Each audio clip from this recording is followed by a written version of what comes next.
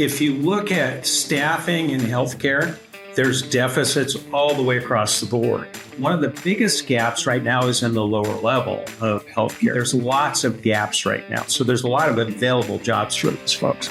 The cost of healthcare is unsustainable right now. And unless we do something proactive, we're going to have to do something reactive, and it may not go very well. Welcome back to Talent Hunters, where we explore insights and trends shaping the global recruiting and staffing industry. Want to build talented teams that drive your company toward big goals and big growth? Then this podcast is for you. And now, let's join the conversation with today's episode of Talent Hunters, brought to you by HireQuest. Connect with us at hirequest.com. My name is Vince Holt, and I'm the host of Talent Hunters. We have an incredible guest today in Dr. Jim Kennedy, a board-certified orthopedic surgeon located in Omaha, Nebraska. Jim has over 37 years invested in healthcare and is currently the vice chairman of the Clarkson Regional Health Services. Welcome, Jim. Thank you so much. Pleasure to be here. So my first question, Jim, is relatively easy. What inspired you to become an orthopedic surgeon? Well, I think it's a combination of a lot of things. I've taken things apart since I was about 10 years old, and I'm passionate about old cars, and I love working with my hands. That's one. The other thing is orthopedics is really gratifying because when you do a procedure and it works out well, you're done and life is good and you move on and you're not dealing with a chronic problem. And it's a nice balance. So you've got ER, office, and hospital care. So it's really I wouldn't have picked anything else. Oh, that's phenomenal. And as I had mentioned to you earlier, I had a little bit of experience with an orthopedic surgeon, having my knee scoped, having my hip replaced, and you encapsulated it. And I feel like a born-again Christian here. Somebody that's having a problem with a joint, don't put it off. Get it fixed. Yeah. I put off my hip replacement for 16 years, and it was the dumbest thing I ever did. So I applaud what you do, and I really do. Thank you. Now, I don't even know how to dive into this, but we've got a problem today with escalating health costs. Yep. What has changed to where the escalating health costs are going up, and for the patient, it gets confusing as to why? Sure. So we're really fortunate in this country to have such advanced healthcare. So in the U.S., we can diagnose things we couldn't previously diagnose. We can treat things that were untreatable. We can do minimally invasive procedures. We can do amazing treatment of cancers. We can scan your entire DNA. And recently, we can actually change DNA in humans. And there are several FDA-approved programs for that, and eliminate disease. And all of those things come with cost. And that's really what's going on. That's why I'm so impressed with where we're going with preventive healthcare, because it's low cost, it engages the patient, and it's really the definition of preventive healthcare is eliminating or reducing risk, disease, and injury. So if you can do those things, you can lower the healthcare costs. And actually, CMS, starting around 2010, said, we want to change our payment method. We want to pay for preventive health, and we're going to reward individuals, physicians, for quality outcomes, cost reduction, and patient satisfaction. So the world is shifting away from sick care or disaster management to proactive care. And I'm 100% for that. So as an orthopedic surgeon in my lifetime, I had to take care of a lot of people on dialysis. And I would go down and I'd talk to them and they're miserable. And I'd say, how did you end up on dialysis? Well, the most common was I had high blood pressure. I didn't know it. well, that would have been treatable. Their life would have been so much better. And, I would see somebody in the clinic who had numb feet, and I'll say, when was the last time you were at a doctor? Oh, it's been 15 years. And they would have undiagnosed and untreated diabetes. And that list just goes on and on and on. And so I'm a big believer in preventive care. So preventive care it sounds too simple. Let's do a little deeper dive. You're an orthopedic surgeon. Your specialty is the bones, the joints, and so forth. Talk to me or educate me on the basics of preventative healthcare in your line of profession. Okay. So I'm fortunate enough to also be a healthcare administrator. And during that time of over about 27 years, I was involved with wellness and then involved with accountable care organizations. And I think that ACOs, or accountable care organizations, where the world is headed. CMS said by 2030, everyone's got to be in a risk-based contract, and we're going to be measuring on quality outcomes and cost. So it's a totally different process that is now being integrated into medicine. So it's very difficult for large systems to move from the traditional healthcare to proactive healthcare because it's not their business model, but it is now and it will be. And with proactive care with the population, if you take a group of 1,000 people and you put them in an auditorium and you test them just randomly, you'll find out that 80% are overweight, almost half of them are obese, about half that population will have hypertension or elevated cholesterol. Many will have untreated metabolic syndrome or diabetes. And you need to catch that group, get that group quickly, and then avoid the risk and then avoid the disease. And so I was fortunate enough to be asked to lead a group called Think Whole Person Healthcare, which is an ACO. There's about 500 ACOs in the United States, and their whole purpose was to be a proactive preventive care organization. And I'm really proud to say the last 2 years have been number 2 for cost and quality in the United States. But it's a heavy, hard lift. It's team-based care. So you need not just the doctor giving orders, you need the doctor, a nurse, scribes, triage nurses, and you need to do 4 things really well, which is expensive and it's time consuming and it's a different kind of model. You have to know the risk of every single person you're treating. So that group that I mentioned in the auditorium, unless you tested them, you would never know they had high blood pressure. So you have to have a relationship with a patient that's continuous and 24/7, because you want them to call you in the middle of the night instead of going to the ER or ending up in a hospital. You want to treat them with the appropriate method. And then you have to know their risk and have that available. You also have to have 24/7, which requires remote patient monitoring. So if you have diabetes and hypertension, we'd send you home with a blood pressure cuff and an accelerometer to see how active you are and a scale. And those signals would be sent back to a nurse, and the nurse would say, hey, you're out of bounds. Let's either get you in or let's change your meds. And you also need a pharmacist engaged. So when I was at Think, we had 97% compliance with medications. Nationally, it's 60, 50, somewhere in there.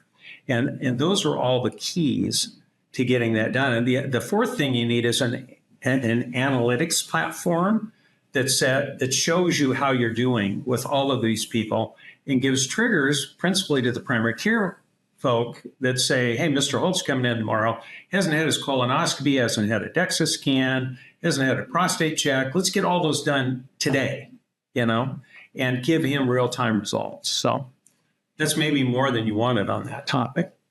Well, selfishly, I'm listening to you and I'm checking off what my doctor has me doing, and I'm thinking, he's obviously a student of what you are professing because he's got me. I'm in there annually. He's running all the blood tests. He's running all this. He's even got me doing my blood pressure, periodically and stuff. So thank you. That's where we're headed. And, AI is out there right now, and if it really promises or delivers what it promises, it's going to be amazing for screening. And there's all kinds of fascinating things that can come from that. Now you've gone into something that you got to bring me over to that side, because I am not confident in AI. Everything that I've dealt with AI is it's taking information it gathers from every place else and then just gives its assumption to what this answer should be or result should be. And now I'm doing it for writing things and stuff like that. Having that involved in my health help reassure my audience Sure. that AI can be going in the right direction. Sure, absolutely. So it's very different in healthcare where it's headed. So optical recognition is in play right now, and it's doing really well. So if you get a photograph of millions of retinas, the back of your eye, and you can align that with disease, it can show you if you have early diabetes, heart disease. There's lots of things it can recognize based on those patterns. So it's an aha. If you look at chest x-rays and CT scans, it may find a nodule way up in a corner that the radiologist may not have seen, and it may not be anything. It may be false, but at least it gives him attention to that, he or she attention to that area that says, hey, I either want to follow this and repeat a study, or I need to do more studies to find out if this is something bad. And there's lots of examples in that. So if you look at sepsis, infection in the blood, there are indicators in the medical record that is happening, and it can put up a big red alert for the nurse to say, pulse is up, they're breathing too fast, their blood pressure's gone down, this could be sepsis. So it gives us alarms. It's not treating the patient, but it's giving us alarms. So I'm a recruiter. I'm a headhunter. From the hiring perspective, how are there trends that are impacted by preventative care? Hiring trends? Yes. So if you look at staffing in healthcare, there's deficits all the way across the board. We're still in the baby boomer boom coming into older age where all of the diseases happen. So we don't have enough doctors or nurses. One of the biggest gaps right now is in the lower level of healthcare. So medical assistants, CNAs, educated people that can help patients through this journey. And there's a high turnover. They're very difficult to find and train. I'm also on a college board, and we're training more people to get into that area.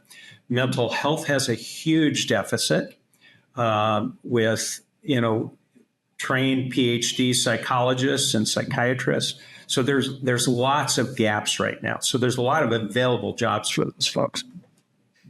So, and I know you're involved in this heavily, but when we say that there's major gaps, there's lots of openings or needs, the impact that's putting in your realm, does your organization or organizations like yours afford to be able to add the staff, because to your point, there's such a need out there? Sure. So I'll give you an example in mental health. So Clarkson Regional Health Services is a 156-year-old not-for-profit in Nebraska. And they recognize that there is a huge deficit in psychiatrists, and they're not going to fill that quickly. So they put on a program with another nonprofit, the Hawks Foundation, to train primary care docs, and actually any physician who is interested in this, to recognize mental health problems early and for the primary care doctors to provide early intervention and medical treatment. So what they said is we can't expand, the psychiatrists, but we can expand the workforce with their primary care doc. So that's gone extremely well. So, new topic. I'm hearing more and more things about virtual care. Yep. Another point that I'm mistrusting at this point is Sure. how do you evaluate me? And I'm exaggerating here, but from Omaha to the Tri-Cities in Washington. Sure. So it was an absolute necessity during COVID because it was that or nothing.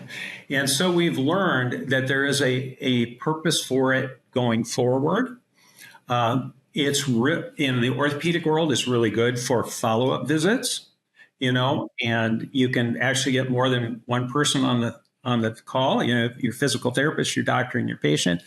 Are you doing this? How's your activity? What's going on? It's great for those things. Same thing with primary care, and those remote patient monitors are fabulous. So they will say, okay, Mr. Holtz, going off the cliff here. Let's contact him right away, and you'll find out, well, I didn't get my meds. You can say, I didn't get my meds. Okay, pharmacists can take care of that right now. We'll have them delivered to your house. Those kind of interventions are fabulous. It would be really hard to diagnose, I think, gallbladder disease or something like that. It has gone well with mental health, and they continue to work in a virtual world. It's convenient for the patients. It's comfortable for the patients. So it works very well with mental health. You just made me feel very comfortable with how you describe that, because I can see, gosh, in your field, orthopedics, getting whoever's helping me through my convalescence on at the same time you're there on something like this. I can't lie to you and say, oh yeah, I'm doing it. Because the therapist is there saying, no, you're not. Yeah. And I like that idea. I never thought of it, because if I go, like I told you, I had my hip replaced. Well, I went into the doctor. He doesn't have the physical therapist there. And so I can tell him anything, not to my best interest, but the reality is I can see where this would be an added advantage now suddenly. Yes. Yeah. The trick here is in the payment model, because the insurance world hasn't converted completely over to that. It's a little tricky to get paid for the work you're doing, but it's very possible. So what about the people on Social Security? On Social Security? Yeah. I mean, Medicare, so forth like that. I mean, oh, okay. Insurance is one thing. Okay. Yeah. But one thing that I've run into is when you're on Social Security, people prejudge when you walk in the door. We recently relocated, and I noticed that I went into an office, and because of my age and everything, they prejudged me and sent me to a place that probably wasn't above average in care. Okay. Cheaper place. And I went someplace else and corrected the problem. But help our audience understand, we're addressing the boomers, help our audience understand a little bit more how we approach you, okay? And what we can do to know we're getting the right kind of care we need. Sure. So it's all about having the right information. And the strongest advocate you have for your care is your primary care doc. So if you found, and there are stats out there on quality of primary care physicians.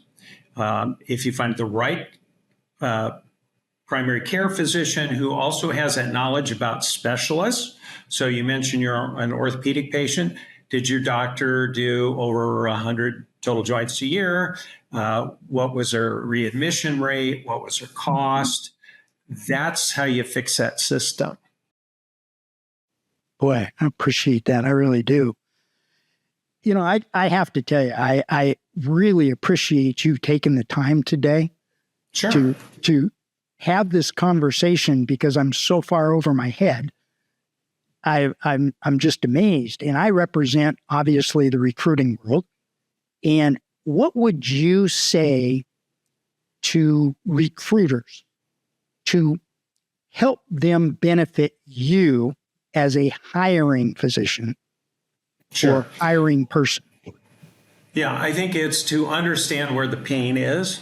And that's a conversation with whoever you're hiring for, and really understand what the problems are. You know, is it turnover? Is it quality? Is it, too much competition for the same person? What is it? I think that's the biggest thing. I've used those exact words, but I've gone one step farther in trying to even prepare candidates. Is if you go into a particular company, your words, discover where the pain is. More importantly, discover what's causing the pain today. And I love that. There's so many similarities between what you do, what we do, what so many people do in this world.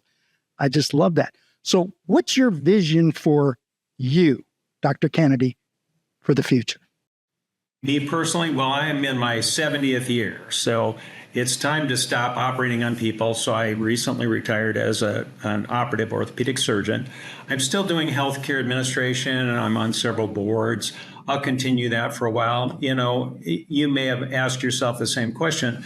When is the time to exit? You don't want all of your buddies coming up someday and saying, hey, you know, you really shouldn't be here.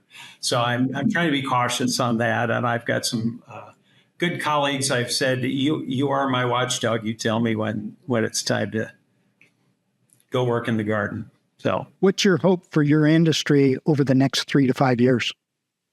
I'm really hopeful that we can continue with the preventive care process, because, the cost of healthcare is unsustainable right now. And unless we do something proactive, we're going to have to do something really reactive, and it may not go very well. So, well, Jim, thank you very, very much for taking the time today. I really appreciate your time. And quite frankly, I hope I didn't sound too ignorant to you.